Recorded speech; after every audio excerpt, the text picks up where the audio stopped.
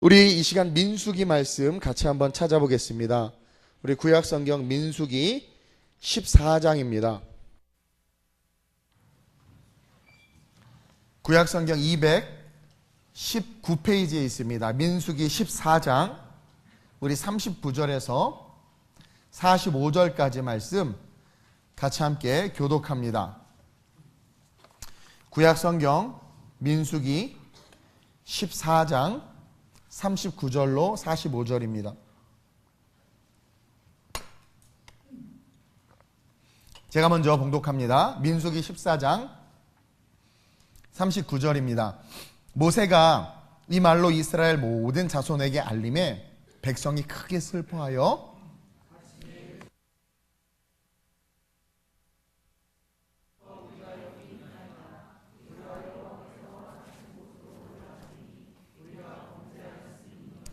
모세가 이르되 너희가 어찌하여 이제 여호와의 명령을 범하느냐 이 일이 형통하지 못하리라.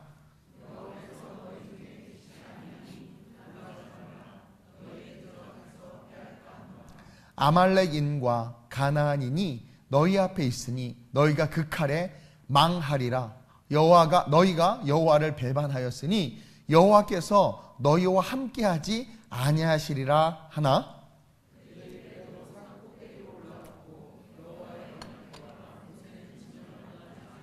함께 아말렉인과 산간지대에 거주하는 가나안인이 내려와 그들을 무찌르고 호르마까지 이르렀더라.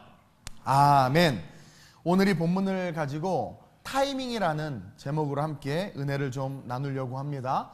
우리 이탈리아 우리 정태양 군은 타이밍에 맞춰서 내일 결혼식 하는데 또 올라오고 두 결혼식을 오게 되고 우리 은지도 오게 되고 또 명절 연휴 끝에 하나님께서 또 오늘 귀한 말씀을 부족한 종에게 주셨는데 이 은혜의 자리를 놓치지 않고 타이밍 가운데 오셔서 또 여러분들 이렇게 말씀을 듣게 된 것 하나님의 큰 축복이라고 믿습니다. 여러분, 하나님은요 아브라함에게 예언하신 것처럼 아브라함의 후손들이 이스라엘 백성들이 애굽에서 400년간 종세례할 것을 예언하셨어요. 제가 주일날도 말씀드렸듯이. 그리고 그 예언대로 이스라엘 백성들은 종살이를 하게 됐어요. 어느 날 아브라함을 불러서 네 자녀가 하늘의 무별과 같이 바다의 모래알과 같이 많게 하겠다. 그러나 너희가 400년간 이방 민족에 의해서 종살이를 하리라 예언했어요.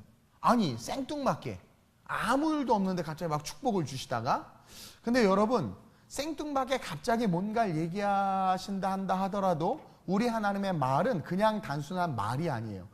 그것은 하나님이 신이신데 그 하나님 스스로가 지켜야 하는 어찌 보면 하나님의 언약이고 약속인 거예요. 아니나 다를까 이스라엘 백성들은 애굽에서 예언대로 400년간 430년간 종살이를 하게 되죠. 만약 그 종살이를 하면서 그들이 그 고난 속에 있을 때 진짜 이스라엘 백성들이 믿음이 있었다면 아브라함으로부터 계속해서 구전으로 전해진 너희가 이방 민족에게 어려움을 당할 텐데 그때도 절대로 하나님을 놓치지 마라. 너희들이 4대 정도만 고생을 하면 하나님이 너희를 건져내셔서 하나님의 축복의 땅으로 이끌 거야 라는 말을 분명히 아브라함이 그 후손들에게 했어요. 이스라엘의 그 교육 방식에 의하면 구전으로 끊임없이 그렇게 전하게 돼 있단 말이에요.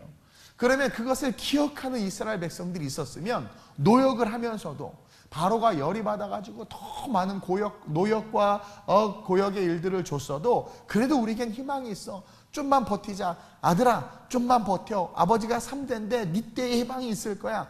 그러면서 뭔가 희망을 가지고 고난 속에서 그래도 희망과 기대를 가지고 살았을 텐데 그들은 다 까먹었어요. 하나님의 말씀과 예언을 다 까먹었어. 그 예언이 살아있었다면 고난이면서 동시에 희망의 삶을 살 수 있었을 텐데 예언을 잃어버리니까 그냥 고통 그 자체였단 말이에요. 우리가요 지금 조금만 참으면, 특별히 군인들 화생방 같은 훈련하면 좀만 참으면 돼. 그럼 나가는 거예요. 그것 때문에 막 견딘단 말이에요. 그렇죠? 내 바로 앞에 기쁨이 있고 내 그 바로 앞에 정말 즐거움이 있으면 우리 예수님이 말한 것처럼 그 앞에 십자가 너머에 있는 전 인류의 구원이라는 그 기쁨을 바라보신 우리 주님이 기꺼이 십자가의 고통을 감당한 것처럼 정말 하나님이 나에게 말씀하신 말씀을 내가 그 말씀을 진짜로 믿고 예언으로 믿고 그것을 붙잡고 걸어가면 우리의 삶이 어떠한 고난과 고통 속에 있다 할지라도 더불어 희망이 함께하는 인생이 될 수 있다는 거죠. 근데 그들은 예언을 잃어버렸어요. 그러니까 어떻게 돼요? 더욱더 심한 고통 속에서 소망 없이 빛이 안 보이는 끝이 없는 터널에 들어간 것처럼 언제나 끝날까? 아니 안 끝날 것 같아. 그냥 이대로 죽을 것 같은 거야. 그러니까 어떻게 돼요? 그냥 그 고통 속에서 절규하면서 살았단 말이에요. 그리고 하나님은요, 자신의 정확한 때에 딱 말씀하신, 정확히 성경적으로는 430년인데 430년이 딱 되었을 때 하나님은 어떻게 하셨어요? 모세라는 한 사람을 택하셔서 그들을 예언의 성취로 이끄셨어. 말씀으로 예언하신 대로 그들을 출애굽시켰단 말이에요. 근데 그래서 지금 이스라엘 백성들은 그 출애굽해서 이스라엘 백성들을 데리고 모세는 지금 그 출애굽의 여정 속에 있는 거예요. 그러면 그 여정 속에서 그들이 하나님의 말씀을 다시 한번 기억하면서 또 그들은 그 출애굽의 여정 속에서 예언을 받았거든요. 무슨 예언을 받았냐면 내가 너희를 끄집어내서 젖과 꿀이 흐르는 땅, 분명히 지적해서 가나안 땅으로 인도하여 드리라 그랬단 말이에요. 그럼 자기네들이 노예 출신이고 가진 것도 없고 힘도 없고 그 가나안까지 가는 여정 속에 많은 대적들이 있을 수 있겠지만 어쨌든 하나님의 말씀이고 하나님이 말씀하시면 반드시 된다는 것을 믿었다면, 그렇죠? 그 예언이 또 선포됐잖아요. 가나안 땅으로 이끌어 줄 거다. 젖과 꿀 흐르는 땅으로 갈 거다. 그것을 믿고 희망을 가지고 막 걸어가야 됐단 말이에요. 근데 그 축복이자 언약이자 하나님께서 주신 그 선포의 말씀을 받았음에도 불구하고 그리고 또 그들은 막 홍해를 가르고, 그러니까 그들이 걸어간 걸음 그 자체는 그냥 능력이었어요. 생각해봐요. 10가지 재앙이 일어났죠. 홍해가 딱 나타났는데 홍해가 갈라졌단 말이에요. 그들의 족적은 기적이고 능력이었어요. 그럼에도 불구하고 그들은 뭐예요? 하나님이 가나안 땅에 그들을 들이시겠다고 하시는 그 언약과 예언을 잃어버린 거야. I know, 알아요. 아는데 그냥 여기에만 있지 그것을 믿음으로 고백하지 못하는 거예요. 어떤 청년에게 하나님 너를 반드시 세우시고 너를 복 주실 거야. 알아야 하나님은 복 주시겠죠. 아는 게 아니에요. 여기만 있는 거야. 진짜 알면 이스펙트 기대한단 말이에요. 그리고 진짜 기대하면 주어진 내 삶의 자리에서 무엇을 하든 최선을 다하게 돼 있어요. 근데 이스라엘 백성들은 그러지 않았다라는 거죠. 예언을 받고 홍해를 가르고 능력의 걸음을 걸었단 말이에요. 그러면 하나님이 얼마나 위대한지를 깨닫고 그분은 반드시 약속을 지키시는 분임을 깨닫고 기대하면서 고난 속에서도 희망을 가지고 막 걸어갔어야 되는데 또 실수해. 또 실수. 이 민수기 13장에 보면은요, 하나님은 모세를 통해서 가나안에 12명의 정탐꾼을 보내라고 말씀하세요. 다 읽지는 않지만 우리가 아는 내용이니까. 그래가지고 가나안을 정탐하라고 그래요. 근데 여러분 잘 들으세요. 가나안 땅은 어떤 땅이에요? 하나님의 말씀에 의해서 이스라엘 백성에게 주신 땅이야. 이것을 신학적으로 말하면 이미 선포되어진 말씀이란 말이에요. 이 성경. 가나안 땅은. 그리고 가서 보라는 것은 뭐예요? 우리가 그 말씀이 실제인지 아닌지를 눈으로 보라는 거죠. 다시 말하면 가나안 땅에 정탐꾼을 보내라는 말을 오늘을 사는 우리의 삶에 레마의 말씀으로 적용한다면 이렇게 적용할 수 있는 거예요. 너의 미래를 바라보되 무엇과 함께 바라보라? 말씀과 함께 바라보라. 네가 어떠한 처지, 어떠한 형편에 있는지 모르지만 네가 네 인생의 미래를 바라볼 때는 우리는 어떠한 태도로 바라봐야 되냐면 이미 선포되어진 하나님의 말씀을 토대로 그 말씀을 파운데이션 삼아서 우리의 미래를 바라보는 거예요. 그래서 저는 아름다운 우리 교회에 대한 희망이 있는 거예요. 왜냐하면 아름다운 우리 교회를 제 스펙과 능력을 통해서 바라보는 것이 아니라 하나님이 세우라고 한 교회고 하나님이 주신 사명을 묵묵히 잘 지켜 행했던 교회고 계속 그 길을 갈 것이기에 하나님께서 주신 말씀에 의해서 이 교회의 미래를 바라보기 때문에 희망이 있는 거예요. 하나님의 말씀에 의해서 천국을 바라보니까 세상의 욕심을 이길 수 있는 거란 말이에요. 저와 여러분들이 꿈과 비전에 대한 이야기를 하는데 어떤 사람은 꿈을 이루고 어떤 사람은 꿈을 못 이뤄요. 그 특징이 뭐냐면 꿈을 이루는 사람은 내게 선포되어진 하나님의 말씀을 기반으로 그 꿈을 바라봐요. 그럴 때 어떤 일이 일어나요? 할 수 있거든요. 무슨 말이냐? 믿는 자에게 능치 못할 것이 없다라는 거예요. 그 믿는 자에게 능치 못할 것이 없다고 했는데 믿는 자는 너무나 연약해요. 작은 것에도 넘어지고 때로는 혈기도 부려요. 믿는 자는 그래요. 우리 사람이잖아. 완벽할 수 없거든요. 실수하고 실패해. 그러나 뭐가 중요하냐면 우리의 인격과 도덕과 윤리가 아니라 믿는 자. 여기서 말하는 그 믿는 것은 내게 선포된 하나님의 말씀을 믿는 거예요. 내가 회개하면 내 죄를 용서해 주시고, 내가 여호와를 찾으면 하나님께 날 만나 주실 것이고, 내 부르짖음의 음성을 듣고 응답하시는 그 하나님을 믿는 그 믿음을 가지고 미래를 바라보는 자들에게는 하나님은 언약의 하나님으로 그 미래를 우리에게 선물로 주신다라는 거죠. 그래서 이스라엘 백성들에게 하나님, 모세를 통해서 13장에 보면 정탐꾼을 보내서 가나안 땅을 탐지하게 해. 이것은 뭐냐면 그들이 분명히 가나안 땅을 주겠다는 말씀을 들었는데 듣고 보는 거죠. 듣고 보는 거야. 듣고 보는데 10명은 어때요? 우리는 그들 보기에 메뚜기입니다, 메뚜기. 우리는 그들 보기에 걔네들이 한번 칼치면 우리 다 죽을 것 같아. 우리 가나안 땅 못 들어가. 우리는 아무것도 아닙니다, 그래. 근데 2명은 가자. 그들은 우리의 밥이다. 가서 먹자. 와, 하나님께서 우리를 들이실 거야. 너무 좋은 땅이야. 똑같은 환경을 보고 10명과 2명의 의견이 갈라져요. 오직 여호수아와 갈렙만 말씀을 통해서 미래를 본 거죠. 그러니까 그들도 동일해요. 가나안의 거인 족속이 왜 안 보였겠어요? 근데 말씀을 통해서 미래를 보니까 거인이 있지만 나는 성공할 수 있는 거예요. 거인이 있지만 내 꿈은 이루어지는 거예요. 왜? 말씀을 기억하고 말씀이 내 안에 흡수됐기 때문에. 근데 나머지 10명의 정탐꾼들은 말씀을 들었음에도 머리에만 있는 거죠. 근데 보니까 가나안 족속이 보이니까 거기서 이성이 작동하는 거예요. 이건 안 돼. 말씀이 10년 가운데 들어가 있지 않고 머릿속에만 있으니까 안 되는 거예요. 그래서 우리가 순종을 못하는 거고요. 우리가 헌신을 못하는 거고요. 그래서 우리가 하나님 앞에 11조도 못하는 거고요. 그래서 우리가 결국은 하나님께서 넌 누구냐 하는 인생, 버림받는 인생이 될 수 있는 그런 어처구니 없는 삶으로 우리의 삶이 전락할 수 있는 거예요. 근데 진짜 말씀이 녹아져서 미래를 바라보는 자들은요, 천국을 바라보는 자들은요, 두려움이 없죠. 다윗이 그랬고 사무엘이 그랬고요, 바울이 그랬고요, 하나님의 사람들은 다 그랬단 말이에요. 믿음을, 말씀을 통해서 바라보는 거야. 하다못해 바울이 나를 본받으라고 말한 것처럼 주의 종이 이렇게 예를 들어서 권면을 해요. 한별아, 너는 세계적인 하나님을 찬양하는 예배 인도자이자 CCM 사역자가 될 거야 라고 해요. 저는 제가요? 이게 아니라 아멘. 보이지 않는 하나님은 멀리 있지만 그래도 나를 사랑하는 목사님이 나에게 저렇게 권면해 줬다면 그것을 주의 종의 말씀을 내가 아멘으로 받아서 내가 한번 도전해야지. 그러고 바라보면 어떻게 돼요? 길이 열려져요. 모세를 통해서 이스라엘 백성을 이끄는 방법이 그런 방법이고 주의 종을 주신 이유가 그거란 말이에요. 주의 종이 한별아 너 그래서 유명해지면 맨날 짜장면 사주고 매달 10만원씩 내 통장에 입금하고 이거는 마귀 새끼 말이죠. 근데 정말 그 영혼을 위해서 예언하고 주의 종이 선포한다면 보이지 않는 하나님을 볼 수 있는 가장 작은 모습 중에 하나예요. 그래서 아멘하고 걸어가는 거죠. 큐티를 통해서 말씀을 보내, 말씀이 나를 팍 쳐요. 그러면 그 말씀을 가슴에 품고 미래를 바라보는 거죠. 그래서 할 수 있었던 게 필리핀이고 이탈리아고 아름다운 우리 교회의 개척이었단 말이에요. 여러분, 10명의 정탐꾼들은 말씀 없이 미래를 바라보고 왔어요.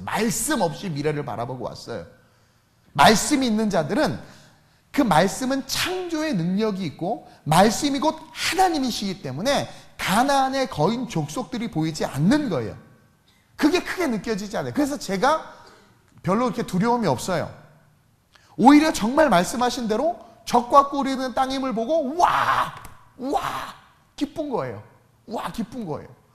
이 동백 2년 전에 올 때 몇몇 사람들은 그 돈 어떻게 갚어? 이자가. 근데 난 너무 좋은 거야. 왜? 주변에 다 아파트 단지에다가 세상에 상권도 이런 상권이 없어. 그냥 너무 좋은 거야. 교회도 이쁘고. 뭘 보고 있냔 말이에요. 말씀이 내 안에 실제가 되면 우리는 다윗처럼 어떤 골리앗이 우리 앞에 있든 다 무너뜨릴 수 있어요. 우리는요, 인생을 살면서 다양한 골리앗을 만나요. 재정이라는 골리앗을 만나기도 하고 남편이라는 골리앗을 만나기도 하고요. 그렇죠? 도박이라는 골리앗을 만나기도 하고 또 사기라는 골리앗을 요즘은 보이스피싱 골리앗이 커요. 요즘엔 또 막 별 골리앗을 다 만난단 말이에요. 패배하고 계세요? 승리하고 계세요? 승리하는 자들의 특징은 말씀을 통해서 골리앗을 보는 자들은 다 이겨요. 헛된 데 마음과 물질을 빼앗기지 않아요. 실패하는 자들은 말씀을 통해서 골리앗을 바라보는 것이 아니라 내 생각과 내 경험과 내 스펙만큼 골리앗을 바라보기 때문에 무너진다라는 거죠. 그래가지고 이 10명의 정탐꾼들은 말씀 없이 미래를 바라본 자들이기 때문에 인간의 유한한 눈, 자신의 스펙의 눈으로 세상을 보니까 이건 뭐 나는 그에 비해서 아무것도 아닌 거죠. 그리고 그 가나안 땅은 그림의 떡인 거예요. 결국은 못한다고밖에 말할 수 없는 거예요. 안 된다고 말하는 거예요. 여러분들은 어떻냐라는 거죠. 하나님은 우리의 믿음을 테스트하시고 우리로 하여금 하나님께 영광을 돌릴 수 있는 타이밍들을 종종 주시곤 하세요. 하나님 앞에 우리의 믿음을 보여드리고 우리가 하나님 앞에 막 영광을 올려드릴 수 있는 그런 타이밍, 저에게는 뭐 개척할 수 있는 타이밍, 개척의 타이밍, 또 어떤 선교의 타이밍, 어떤 타이밍들을 주신단 말이에요. 근데 그 말씀이 없다 보니까 많은 사람들이 그런 타이밍을 놓친다라는 거죠. 그래서 결국 이 10명 때문에 이 민수기 13장, 14장 두 장에 걸쳐서 이스라엘 백성들은 엄청난 저주를 받아요. 26절부터 30절까지 한번 읽어볼까요? 우리가 오늘 본문은 읽지 않았는데 26절입니다. 민수기 14장 26절 제가 먼저 읽겠습니다. 여호와께서 모세와 아론에게 말씀하여 이르시되, 자, 나를 원망하는 이 악한 회중, 뭐가 느껴져요? 말씀이 없는 회중. 하나님의 말씀을 믿음으로 받지 못하는 회중. 그렇죠? 그러니 하나님을 원망. 어떻게 하나님을 원망해? 그렇죠? 어떻게 하나님을 원망해? 하나님이 마음에 없는 거예요. 그 말씀이 마음에 없는 거예요. 그러니까 가나안 땅을 보고 쫄아가지고 와가지고 하나님을 원망하는 거죠. 말씀이 있으면 하나님이 주시겠다고 했으니까 홍해를 갈랐잖아요. 자기네들이 지금. 그렇죠? 근데도 불구하고 나를 원망하는 이 악한 회중에게 하나님이 이렇게 말하는 건 뭐냐면 그들의 마음속에 하나님이 없고 말씀이 없는 거예요. 그러면서 내가 어느 때까지 참으랴. 시작.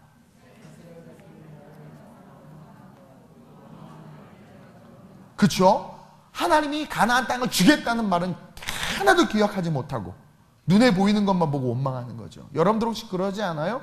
취업을 못해서, 가난해서, 혹시 병이 들어서 원망하고 있지 않아요? 분명히 하나님이 여러분들에게 하신 말씀이 있을 거예요. 예배 속에 설교를 통해서 여러분들의 마음을 치신 그 하나님의 말씀이 분명히 있어요. 기도하다가 어느 날, 여느 날과 다르게 감동이 와서 울면서 고백했던 뭔가가 있을 거예요. 근데 그것을 잃어버렸기 때문에 암덩이가 두렵고, 그것을 잃어버렸기 때문에 빚 갚으라는 독촉 전화가 두렵고, 그것을 잃어버렸기 때문에 자녀에 대해서 한숨만 쉬는 그런 모습일 수도 있다라는 거죠. 그러니까 이스라엘 백성들이 그렇게 원망하고 불평했던 거예요. 28절에 보니까 그들에게 이르기를 여호와의 말씀에 내 삶을 두고 맹세하노라. 너희 말이 내 귀에 들린 대로 내가 너희에게 행하리니. 여호수아와 갈렙은 어떻게 말했어요? 가자! 그들은 우리의 밥이라. 10명은 뭐라고 말했어요? 아이고 우리는 그들 보기에 메뚜기다. 근데 그 들린 너희가 그렇게 말한 그대로 내가 너에게 행하겠다는 거야. 그러니까 우리 입술이 얼마나 중요한지 몰라요. 그러니까 여러분 항상 긍정의 믿음의 선포를 할 수 있어야 돼. 29절 시작.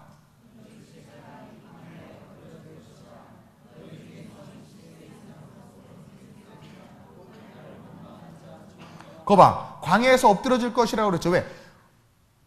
우리가 보니까 그들 보기에 우리는 메뚜기다. 우리는 다 죽을 거야. 방정맞이 그 입 때문에 다 죽어. 20세 이상은 다 죽어요. 그렇죠. 그래서 1세대가, 이스라엘 1세대가 광야에서 다 죽은 이유가 이 저주 때문이야. 그들의 말대로 하나님께서 갚아주신 거죠. 근데 30절 보세요. 여분네의 아들 갈렙과 눈의 아들 여호수아 외에는, 왜? 이 둘은 가자! 가즈아! 어? 우리 중국, 니네 언어를 좀 배우려고 하는데 나는 세종대왕을 존경하다 보니까 니네 언어가 너무 어려워. 어쨌든 가즈아 해가지고 그 믿음으로 선포하니까 어떻게 돼요? 그들은 들어갔어. 여분네 아들 갈렙과 눈의 아들 여호수아 외에는 내가 맹세하여, 와, 하나님의 맹세하면 여러분 되게 무서워요. 너에게 살게 하리라. 한 땅에 결단코 들어가지 못하라. 여기서 뭘 기억했냐면, 해야 되냐면 너희에게 살게 하리라 한 땅. 그들 모두에게 이미 다 주어진 거야. 20세 이상의 1세대들에게도 다 주어진 거야. 너희에게 살게 하겠다고 하나님이 약속했는데 그 약속을 잃어버리고 말씀 없이 세상을 바라보고 말씀 없이 미래를 바라보니까 죽겠네, 못하겠네, 안 된다. 그러니까 죽고 못하고 안 되는 거예요. 근데 여호수아와 갈렙은 가자 하니까 그래 하나님이 데리고 가자 해서 들어간 거야. 그래서 제가 그랬잖아요. 항상 힘들어 죽겠다, 배고파 죽겠다 하지 말라고. 배고파 살겠네, 힘들어 살겠네, 그놈 때문에 살겠네, 항상 살겠다라고 고백하시길 주님의 이름으로 축원드려요. 예, 말한 대로 맹세하여 너희에게 살리라 한 땅. 하나님이 약속하고 맹세했는데, 언약했는데 그들이 믿지 못하니까 하나님이 약속해 줬음에도 못 들어가. 그쵸? 이런 인생이 됐단 말이에요. 그리고 어쨌든 그 말씀대로 20세 이상의 1세대들은 광야에, 그냥 석유에, 그들이 석유가 됐죠. 뭐 거기서. 예, 우리가 불태워서 쓰고 있죠. 여러분, 하나님의 말씀은 능력이에요. 따라합시다. 동시에 저주다. 여러분, 하나님의 말씀은 양면성이 있는데요. 그분의 말씀은 능력이고 축복이 있죠. 그것은 본질이에요. 근데 그 말씀의 양면성이 뭐냐면 그 말씀을 어기고 믿지 아니하면 그것은 곧 뭐가 되냐면 저주가 되는 거예요. 이해돼요? 그래서 순종이 제사보다 난 거예요. 하나님의 말씀은 능력임과 동시에 저주임을 우리가 기억해야 돼. 이 10명의 정탐꾼들 때문에 이스라엘 1세대가 다 저주를 받았어요.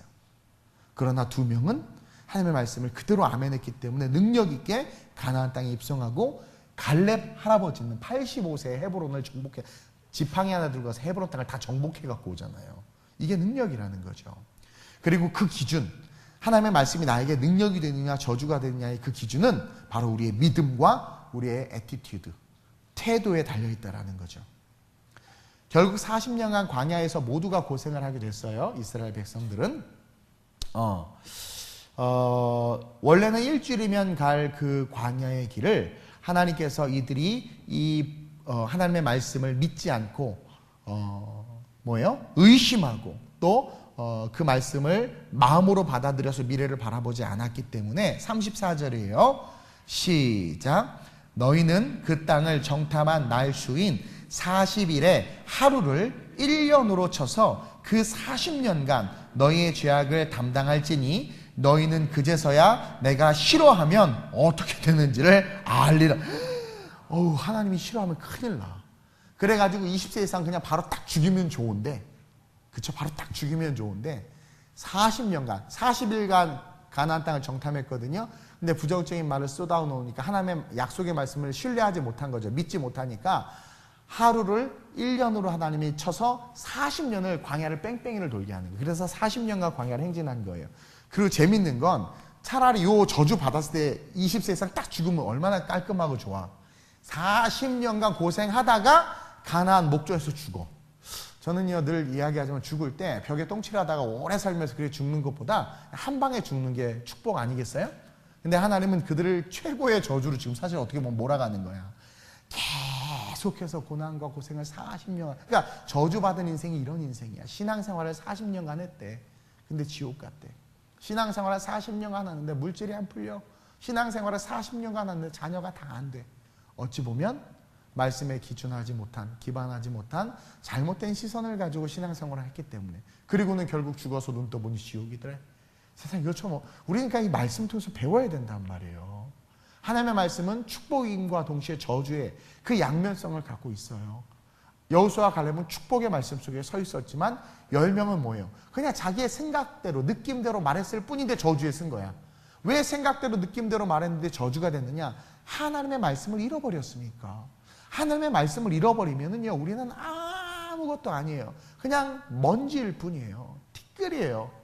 그러나 하나님의 말씀 붙잡으면 우리는 하나님의 아들이고 하나님의 딸이에요. 존귀한 자란 말이에요.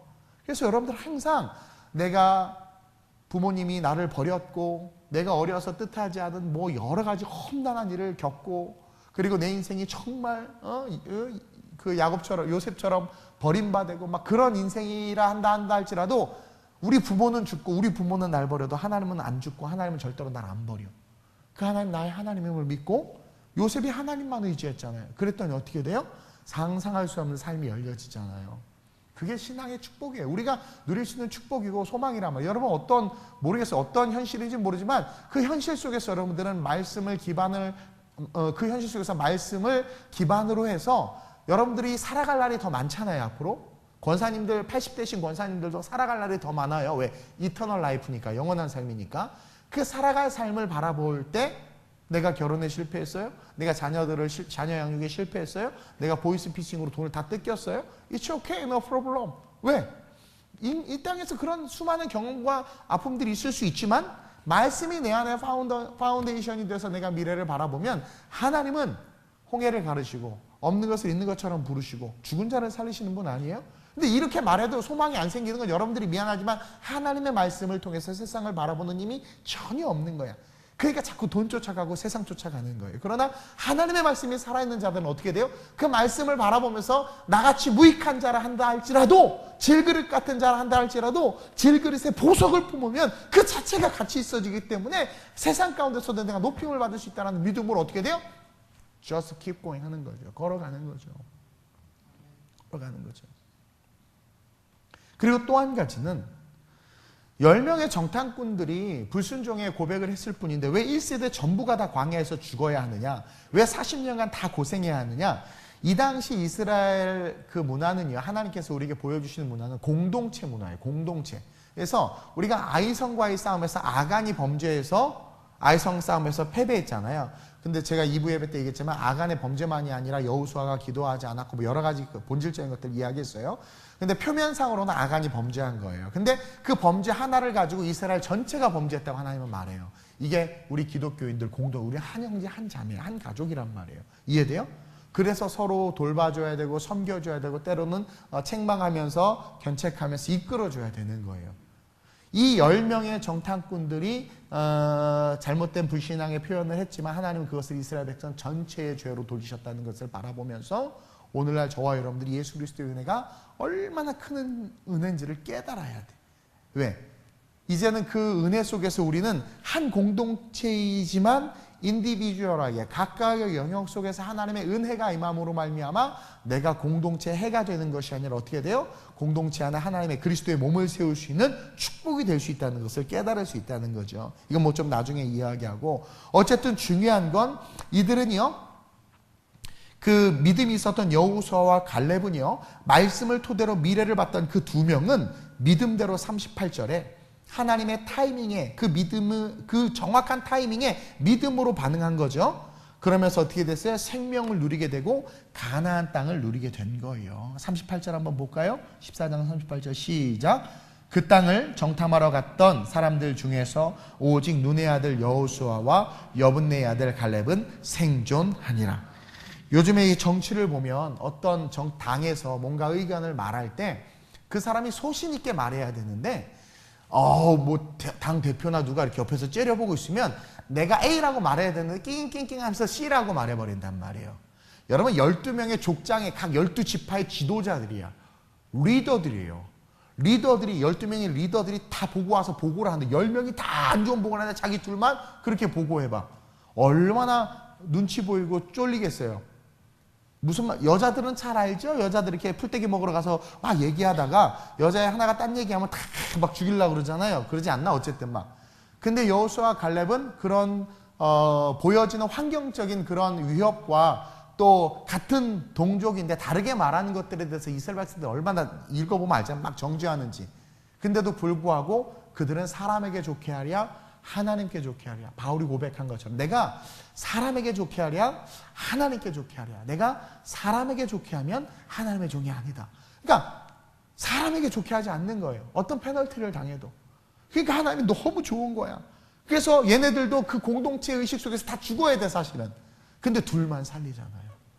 이게 축복이라는 것을 저 여러분들이 기억해야 돼요. 기억해야 돼요.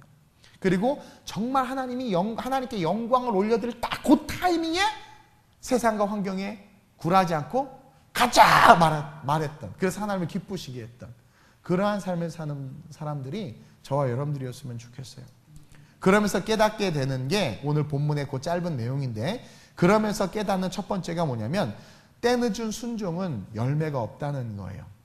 이제 이런 사건이 있고 모세가 이제 하나님의 예언의 저주를 막 선포했어요. 그러고 나자 39절에 모세가 이 말로 이스라엘 모든 자손에게 알림해 백성이 크게 슬퍼한 거예요. 왜 슬퍼요? 40년간 고통받아야 할 것이고 20세 이상은 다 죽을 것이고. 근데 얘네들이 경험이 있단 말이에요. 학습이 돼 있단 말이에요. 학습이 돼 있기 때문에 이상하게 축복에 대해서는 잘 못 믿어도 이스라엘 백성들이 저주에 대해서는 참 잘 믿어. 그거 있죠. 교회를 마지못해 나오는 애들의 특징이 천국 가고 싶어서가 아니라 왠지 지옥 갈 것 같아서. 참 웃기죠. 똑같은 내용이거든요. 근데 지옥 갈 것 같아서 마지못해 교회를 나오는 거야. 이게 아무것도 아닌데 그 사람의 영적인 본질적인 상태를 보여주는 거예요. 천국 가니까 하나님의 백성이니까 교회 나오는 게 아니라 마지막에 그래서 지옥 가기는 싫으니까 나오는 것은 이상하게 하나님의 축복의 메시지 줄 때는 못 믿어. 그런 사람 잘 안 믿어져. 근데 저주의 메시지 주면 엄청 잘 믿어. 막 두려워 떨어. 와, 제가 가끔 이제 옛날 요즘에 그렇게 사역 많이 안 하는데 이렇게 안수하다 막 축복해주고 때로는 어떤 막 너 화 있을진저 막 그렇게 하면 당장 찾아와. 뭔데요? 막 그러면서. 근데 막 복 얘기하면 듣지도 않아. 듣지도 않고 기억도 못해. 이게 참 우리 악한 본성이야, 본성. 그러니까 말씀이 중심에 없는 거예요. 어쨌든 모세가 이 말로 모든 이스라엘 자손에 알렸어요. 그러니까 백성이 크게 슬퍼하는 거예요. 근데 웃긴 게 이제 슬퍼하면서 괴로워하니까 어떻게 행동하냐면 아침에 일찍이 일어나서 산꼭대기로 올라가서 이르되 보소서 우리가 여기 있나이다. 우리가 여호와께서 허락하신 곳으로 올라가리니 우리가 범죄하였습니다. 이게 뭐냐면 내가 당장 가나안 땅들에 가서 정복하겠다는 거예요. 이미 다 엎질러졌는데 이제 그 하나님이 순종의 때를 보일 수 있는 기회를 줬는데 섬길 수 있는 기회를 줬는데 헌신할 수 있는 기회를 줬는데 교회를 세울 수 있는 기회를 줬는데 때로는 큰 물질을 헌금할 수 있는 기회를 줬는데 선교사로 갈 수 있는 기회를 줬는데 내가 말씀을 통해서 내 미래를 바라보지 못하니까 소탐대실한 거죠. 작은 것을 얻으려다 큰 것을 잃어버린 거죠. 그러다가 깨달은 거야. 그리고 하나님의 저주를 받은 거예요. 그러니까 그 다음날 일어나서 우리가 가나안 땅 정복하겠습니다. 내가 잘못했습니다. 회개합니다. 막 그러면서 다시 올라가는 거야. 여러분 때늦은 순종은요 절대 열매가 없어요. 그들이 마음을 돌이켜서 막 다시 올라가지만 그 일에 대해서 이미 하나님은 판결을 다 하셨고 이미 결정을 다 하셨어요. 바뀌지 않아. 근데 얘네들은 웃긴 게 또 고집 부리면서 올라가서 어떤 일이 일어나요? 45절에 아말렉인과 산간지대에 거주하는 가나안인이 내려와서 이스라엘 백성들 다 쳐 무찔러 버린 거야. 그리고 호르마까지 싹 쓸어버리는 거죠.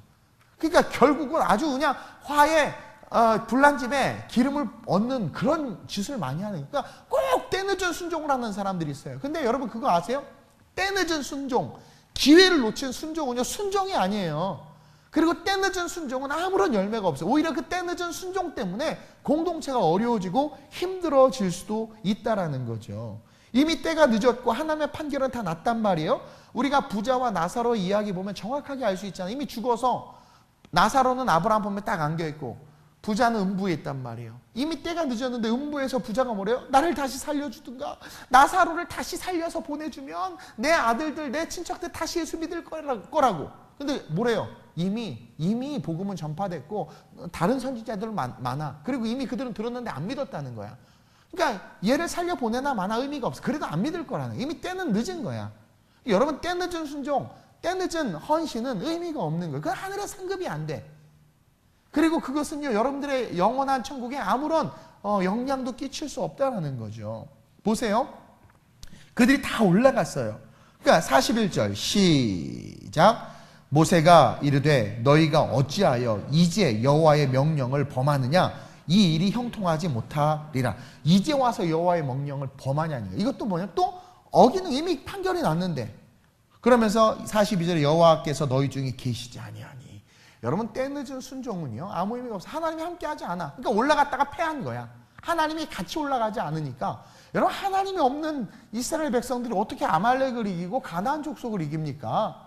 하나님이 없는 흙수저가 어떻게 금수저를 이겨요? 그러나 하나님이 함께한 흙수저 다윗, 하나님이 함께한 흙수저 요셉 같은 사람들은 다 이기잖아. 그러니까 하나님이 함께하지 않으면 우리는 백전백패예요. 근데 이 멍청한 이스라엘 백성들은요 이미 때늦은 순종을 해놓고도 그러면 뭘 해야 되냐면 회개해야 되거든요. 이때는 때늦은 순종에서 우리가 해야 될 태도는 때늦은 순종으로 다시 그 일을 하는 것이 아니라 이미 때를 놓친 그 순종의 그 기회 속에서 우리는 어떻게 해야 돼요? 회개. 그때는 회개의 타이밍이라는 거예요. 철저하게 회개의 타이밍을 해야 되는 거예요. 회개의 타이밍. 이들은 막 죄를 뒤집어 쓰고 막 이렇게 회개한 것이 아니라 그냥 다음날 감정에 의해서 우리가 올라갈게요. 그냥 순간의 감정으로. 그래서 하나님이 15장에서 가르쳐 주는 거예요. 15장 보면 제사드리잖아요. 예배를 해야 되는 거예요. 그때 회개의 예배, 회개의 기도를 해야 되는데 때늦은 순종, 그것을 가지고 다시 한번 순종하겠다. 그건 순종이 아니라 또 뭐예요? 또 불순종이 되는 거죠. 아무런 열매가 없이 결국 어떤 열매만 얻어요? 자기의 민족이 도륙당하는. 오히려 때늦은 순종은 우리 교회나 대한민국이나 저 여러분들의 가정을 더 어렵게 한다라는 거죠. 때늦은 순종의 태도는 뭐냐면 회개라는 거죠. 회개. 그래서 저와 여러분들 절대로 하나님이 어떠한 타이밍을 주실 때 그 타이밍을 놓치는 어리석음을 범하지 말아야 돼요. 타이밍을 놓치는 이유는 우리가 말씀을 통해서 미래를 보지 못하기 때문이라는 거예요. 그러면서 둘째로 우리가 배울 수 있는 내용은 뭐냐면 때늦은 순종은 아까도 말한 것처럼 마귀가 또 다른 불순종으로 우리를 이끌어 간다라는 거죠. 아까도 말했지만 분명히 내가 때를 놓친 거 우리가 다 알아요. 목사님 그때 내가 공부를 했어야 되는데 그때 이걸 했어야 됐는데 그때 우리는 어떻게 해야 돼요? 또 다른 불순종으로 이어지지 않기 위해서 그 자리에서 무릎을 꿇고 여호와의 음성을 들려달라고 기도해야 돼요. 이미 순종의 때를 놓친 자들이 다시 하나님의 타이밍을 하나님의 때를 얻길 원한다면 하나님에게 직접 음성을 들려달라고 말해야 돼요. 그리고 그 음성을 들었을 때는 이제 어떻게 돼요? 놓치지 말고 순종해야 되는 거예요. 근데 마귀는 열심이라는 명목으로 하나님의 타이밍을 놓쳐서 이미 불순종을 했는데 그 사람의 마음에 막 불을 지펴가지고 마귀는 그럼 지금부터 다시 해보자 해서 막 무릎 꿇고 회개하면서 음성을 듣는 시간을 갖게 하는 것이 아니라 어떻게 해요? 우리를 가면 또 다른 불순종으로 마귀가 인도해버린다는 거예요. 따라서 저와 여러분들 어떠한 상황과 환경 속에서도 무릎을 꿇고 주님 내가 때를 놓쳤습니다. 그때가 봉사할 만한 때요. 그때가 교회를 세울 때요. 그때가 선교해야 될 때요. 그때가 하나님의 영광을 위해서 내가 헌신하고 희생해야 될 때인데 때를 놓쳤습니다. 내게 다시 한번 내가 무엇을 해야 되는지 어떻게 걸어가야 되는지를 알게 해달라고 기도해야 된단 말이에요. 어떤 사람이 사업을 하다가 실패를 했어요. 부동산 업을 하다가 안 됐어. 그러니까 기도하는 거죠. 하나님 이 사업이 망했습니다. 하나님 다음 사업할 때는 잘 되게 해주세요. 라고만 하고 지가 그냥 다음 사업을 해버리는 거죠. 또 망해. 어떻게 기도해야 되는 게 맞아요? 하나님 내가 어떠한 사업을 하길 원하시나이까? 물어볼 수 있어요. 나는 정말 재밌는 게 뭐냐면요. 이제 그 컨설팅, 저도 예전에 이제 컨설팅 같은 걸 좀 하고 싶어 했었어요. 컨설팅 업체에 내가 하려는 일들과 이런 것들을 의뢰하면 엄청난 비용을 주고 컨설팅을 받는단 말이에요. 그것은 엄청 잘해. 근데 우리 하나님 앞에 컨설팅 받는 건 공짜거든요. 그냥 이렇게 금요일날 오면 돼. 와가지고 2시간 동안 계속 그냥 기도만 하면 돈도 하나도 안 들어. 또 졸리면 또 자고. 얼마나 좋아요. 또 막 음악도 틀어주지요. 뭐 난방도 있죠. 얼마나 좋아 막. 그러면서 주님께 컨설팅을 맡기는 그냥 딱 올려놓고 자 그냥 자. 그러다가 하나님께서 딱 들려주시면 그대로 순종하는 거죠. 제가 그랬잖아요. 제가 나름대로 막 사업하려고 막 했는데 하나님께서 주의 길을 가라. Yes, Lord. 그리고 그냥 컨설팅 받은 대로 걸어가는 거예요. 늘 항상 하나님께서 저의 인생을 보혜사, 파라클레토스, 곁에서 우리를 도우시는 분, 카운셀러, 그분은 컨설턴트란 말이에요. 우리의 인생이에요. 홀리 스피릿, 성령님은. 그러니까 그분을 쫓아가면 100% 우리의 삶은 어떻게 돼요? 퍼펙트해질 수 있어요.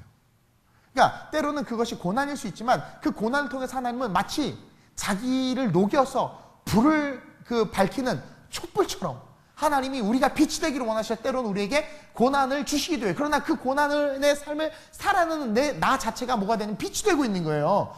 이해돼요? 그것처럼 하나님 우리에게 고난을 허락하셔도 그것도 우리에게 축복이요. 하나님 우리에게 부유함을 허락하셔도 그것도 우리에게 축복이요. 중요한 건 누구의 컨설팅을 받아야 돼? 하나님. 특별히 군대 갔던 우리 군바리들 기도해야 돼. 하나님 말뚝을 박아야 되나요? 아닌가요가 아니라 내가 이제 제대했는데 어떻게 살아야 합니까? 제가 공군 15비행단에서 허리가 부러져가지고 홍합병원에 있다가 너 수술할래? 제대할래? 그래서 저는 마루타가 아닙니다. 제대하겠습니다. 그래가지고 일병으로 제대해가지고 교회 와서 첫날 펑펑 운 거죠. 왜? 장남이자 가장인데 내 인생 망했네. 어떡하네. 막 우는데 제가 분당 사랑의 교회 다니는데 거기에 그 목자가 그 횃불 선교회관에 가면 벽에 붙어있는 거 목자가 양 들고 있는 거 있죠. 그 그림이 큰 게 있었어요. 그걸 가만히 보는데 저 양이 얼마나 부러운지. 근데 그게 나라는 거죠. 그러니까 생각해봐요. 소망이 없는 거 뭐 일도 못하고 아무것도 못하고 우리 마루별이 허리 디스크 때문에 잠깐 입원했잖아요. 자기 인생 끝난 줄 아는 거죠. 되게 막 아프다고 그러는데 나는 가소로워 그게. 난 그 가운데 서서 선교하고 다 했거든. 그렇죠? 그러니까 인생 끝난 거 같고 너무 괴롭고 어떡하나 그러는 상황에서 소망이 없어 보이는데 하나님은 정말 퍼펙트한 컨설턴트이자 우리를 사랑하시는 그 막 좌절 속에 있는 그 상황에서 하나님께 기도하고 하나님 내가 어떻게 살아야 합니까? 라고 했을 때 하나님께서 내가 군대 가기 전보다 허리는 다쳤지만 더 좋은 삶을 열어주셨어요. 그러니까 여러분 하나님 앞에 컨펌 받고 움직이시길 주님의 이름으로 축원드려요. 오늘이 두 번째 이 실수가 뭐냐면 불순종했잖아. 그렇죠? 근데 그 불순종을 다시 순종으로 메꿔보려고 올라가는 과정 속에서 뭐가 없었냐면 하나님의 컨펌이 없었어. 다시 말하면 물어보지 않은 거야. 그리고 지 생각대로 올라간 거죠. 그래서 망한 거예요. 왜? 마귀는 또 다른, 그러니까 불순종을 통해서 또 다른 순종이라는 명목을 우리를 불순종하게 만들어 버린다라는 거지. 뭔가 안 되고 힘들 때 다 멈추세요. 그리고 무릎 꿇으세요. 그리고 분명히 기도하면 여러분 하나님께서 분명히 들려주세요. 근데 그러지 요즘에 바빠지고 현대화된 사람들 아우 바빠 언제 기도하고 앉아있어요. 그게 문제야. 그렇게 움직인다고 뭘 얻을 수 있는데. 작정하고 한 3박 4일 기도원 들어가 봤어요? 가서 한번 3박 4일 그 시간도 그래서 3박 4일 기도원 안 들어가고 살아가는 사람 봐봐. 무슨 열매가 있는데요. 드라마나 10편 보지 뭐 놀러가고 컴퓨터나 하지. 그거 사실 되게 짧은 시간이에요. 근데 그 시간 동안 기도원에 깊이 있게 하나님 앞에 컨펌 받는 거, 컨설팅 받는 거 어떻게 해야 합니까? 막 처음에 하루 이틀은요 자기 자신과 막 싸워요. 그러다가 그 싸움이 조용해지면 이제 하나님 음성이 들리죠. 그리고 어떻게 살아야 되는지를 알게 되고 이제 그때는 나에게 달린 거야. 그것을 통해서 내 인생을 바라볼 것이냐, 그러니까 순종할 것이냐, 아니면 내 고집대로 이끌고 나갈 것이냐. 그래서 순종하니까 어떻게 돼요? 다 내려놓고 주님께서 말씀하신 길로 걸어. 그건 100% 성공이에요. 그것을 우리는 배워야 된다는 거예요. 그러지 않으면 우리는 여러분 불순종은 또 다른 불순종을 낳게 돼 있어요. 따라서 일단 불순종했다. 그럼 그 자리에서 여러분은 모든 것들을 내려놓고 무릎 꿇고 하나님 앞에 컨펌 받으셔야 돼. 그러면서 마지막으로 깨닫는 게 뭐냐면 최고의 타이밍은 바로 말씀과 성령이 이끄실 때라는 거죠. 따라서 말씀과 성령이 우리를 이끄실 때 절대 주저하지 말고 순종해야 돼. 말씀과 성령이 우리를 이끄실 때 절대 주저하지 말고 순종해야 돼요. 저는 묵상해 봤어요. 40일간 12명이 같이 다니면서 가나안 땅을 정탐했단 말이에요. 가나안의 기골이 장대한 족속들도 봤을 것이고 기름진 땅도 봤을 거란 말이에요. 그들이 모아놓은 곡식 창고를 보고 기절초풍했을 거예요. 왜냐하면 유목 생활에서 정착 생활에 그 엄청난 곡식이 쌓여있는 것을 보면 이 유목민들은 완전 환장하고 돌아가요. 막 와 저렇게 곡식을 쌓아놓고 먹다니. 너무 좋았을 거야. 그럼 또 반면에 그들의 칼이나 무기나 그들의 군사력을 보고 두려워했을 수도 있단 말이에요. 그래서 40일간 다 정탐해서 왔어요. 왔는데 여호수아와 갈렙의 마음속에 뭐가 있었냐면 뛰는 심장이 있었단 말이에요. 아 진짜 이거는 정말 하나님이 약속한 땅이야. 말씀의 기반이 되니까. 근데 아까도 얘기했지만 10명은 다 부정적인 이야기를 하고 들어보니까 이성적으로는 그게 맞아. 사실이에요. 10명이 거짓말한 게 아니라 10명은 팩트를 이야기했어요. 요즘에 누가 자꾸 팩트 큰 소리 치다가 지는 지 팩트 하나도 못 밝히는 이상한 놈이 하나 있긴 한데 어쨌든 그렇게 팩트를 이야기했기 때문에 그 팩트 때문에 이 두 사람도 혼란스럽고 아 이게 맞나? 이럴 수 있단 말이에요. 근데 그들은 심장이 뛰고 있었단 말이에요. 뭐가 있을까? 말씀이 있으니까. 적과 꿀이 흐르는 땅이라고 했는데 그게 진짜인 거야. 그러니까 그 뛰는 심장, 다시 말해서 말씀과 성령이 안에서 쿵쾅쿵쾅할 때 그것을 말할 수 있는 믿음. 그 믿음을 저와 여러분들이 가져야 돼요. 100명이 다 안 된다고 할 때 나 혼자 일어나 걸어갈 수 있는 그 힘은 말씀이 기반이 되어 내게 들려주신 성령의 음성을 붙잡고 걸어가는 거란 말이에요. 제가 저희 어머님이 그렇게 말렸다고 그랬잖아요. 너 신학교 가는 게 중요한 게 아니라 언제든 갈 수 있어. 너 콜링 받은 거 알겠는데 삼성에 가서 돈 좀 벌다가 대기업 가서 일 좀 하다가 돈 좀 모아놓고 그러고 신학교 가라. 장가도 가야 되지 않느냐. 뭐 합당한 말이죠. 팩트야. 맞는 말이야. 근데 내 심장이 뛰었단 말이에요. 하나님께서 가라고. 그 성령의 음성과 하나님의 말씀에 즉시 순종하는 거. 그게 하나님의 축복을 받는 첩경이라는 거죠. 여러분 최고의 타이밍은 바로 말씀과 성령이 이끄실 때 주저하지 말고 순종하는 거야. 그래서 제가 아는 선교사님 파키스탄에 계신 분도 대학교 때 주저하지 않고 가가지고 그냥 아무 생각 없이 가가지고 아직도 파키스탄에 계셔. 아이들 셋 낳고 훌륭하게 아주 선교 엄청 잘하고 계세요. 심장 뛰는 일을 해야지. 좀비도 아니고 말이야. 그렇죠? 심장 뛰는 일을 해야지. 우리 중고등부 아이들도 기도해야 돼. 하나님 내가 공무원을 해야 합니까? 여러분 공무원이 많아지는 나라는 망하는 나라예요. 좋은 회사들 좋은 기업들 많으면 공무원 하고 싶겠어요? 경제가 어려우니까 다 공무원 하려고 그러는 거지. 우리 중고등부 아이들 기도해야 돼. 니네 얘기하고 있어. Attention please. 기도해야 돼. 하나님 내가 저 우매한 다수를 따라가는 인생을 살길 원하십니까? 아니면 다윗처럼, 모세처럼, 여호수아처럼 내게 특별한 사명을 주셔서 주님을 따르기를 원하십니까? 기도하면서 비전을 달라고 그래. 너는 대통령, 국무총리 다 해, 니네가. 아주 거의 5명. 독수리 오영재. 아주 그냥. 그러면서 꿈과 비전을 가지고 그렇게 걸어가는 저와 여러분들이 됐으면 좋겠어요. 여러분, 근데 재밌는 건 말라기 이후에 하나님이 400년간 침묵하시잖아요. 질리신 거죠. 우리의 삶에서 하나님이, 어떤 친구는 그래요. 아, 목사님, 하나님의 음성이 들리지 않아요. 사사시대에 하나님이 왕이셨기 때문에 하나님의 음성이 많이 들렸단 말이에요. 근데 누구예요? 타락한 제사장 엘리 제사장은 하나님의 음성이 안 들렸어. 그렇죠?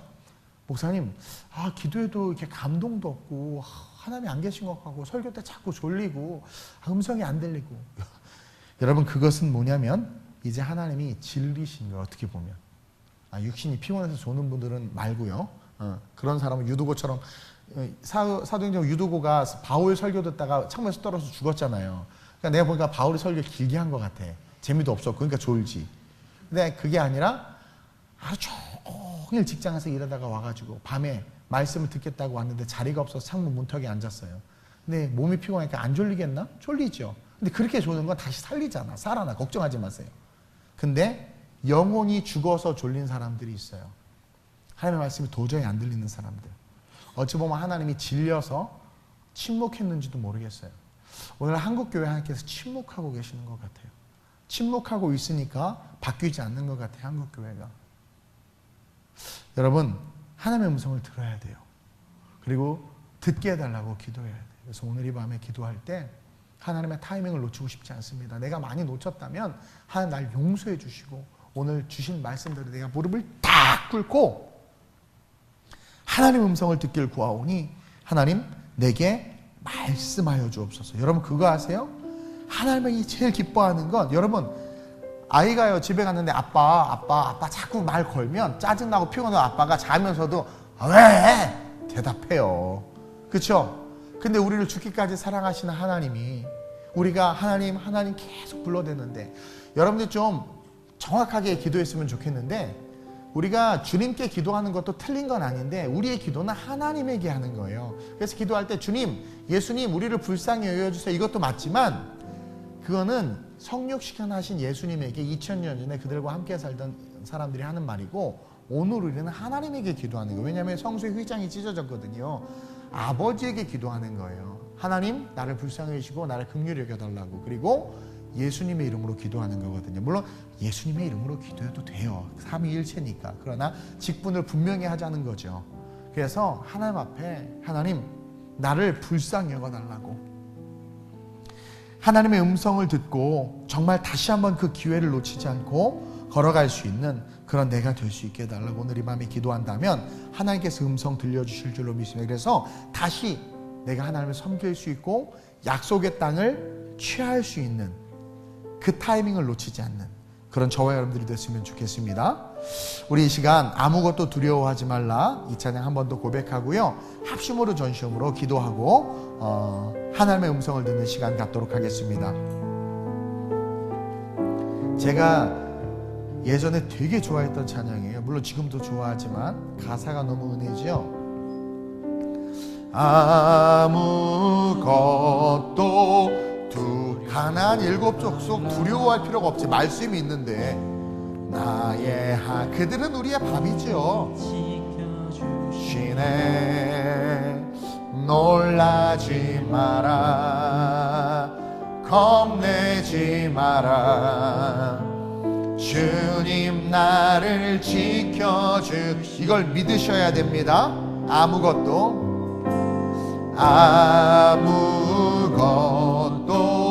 두려워 말라, 주 나의 하나님이 지켜주시네. 놀라지 마라, 겁내지 마라, 주님 나를 지켜주시네.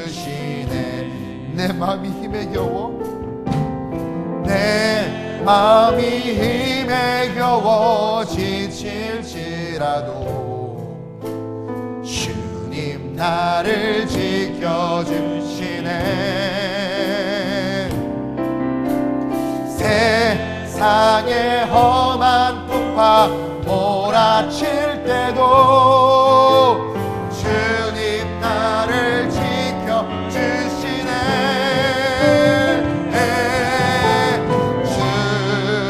주님은 나의 산성,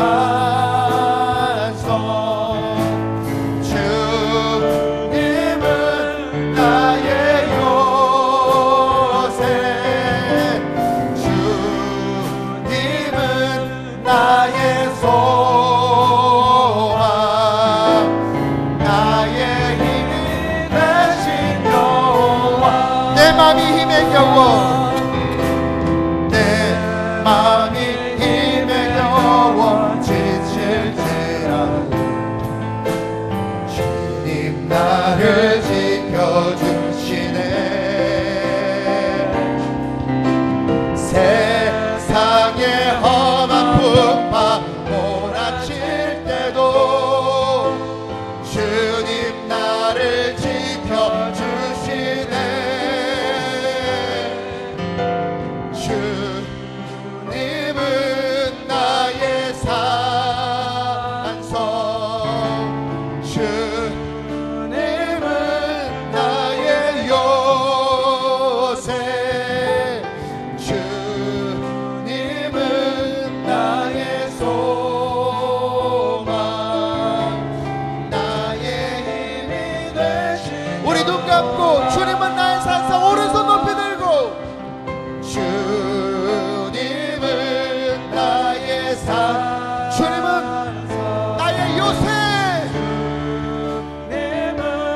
나의 요, 주님은 나의 소망, 주님은 나의 소, 나의 힘이 되신 여호와.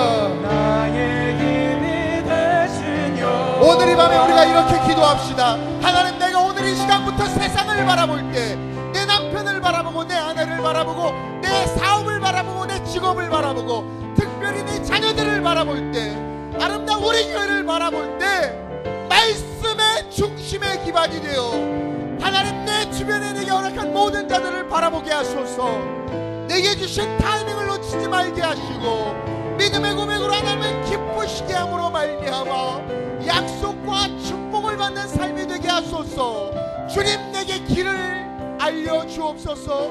하나님, 내게 말씀하여 주시사 내가 살아가야 될 길을 깨달아 알게 하여 주옵소서. 하나님의 음성을 듣고 걸어가는 삶이 되게 하여 주옵소서. 불순종했다면 모든 것을 멈추고 무릎 꿇고 회개하면 주님의 음성을 듣게 하여 주옵소서. 나를 하나님 사용하사 하나님의 영광 되게 해달라고 오늘 이 밤에 하나님께서 역사하실 줄 믿습니다. 우리 주님을 크게 세 번 부르고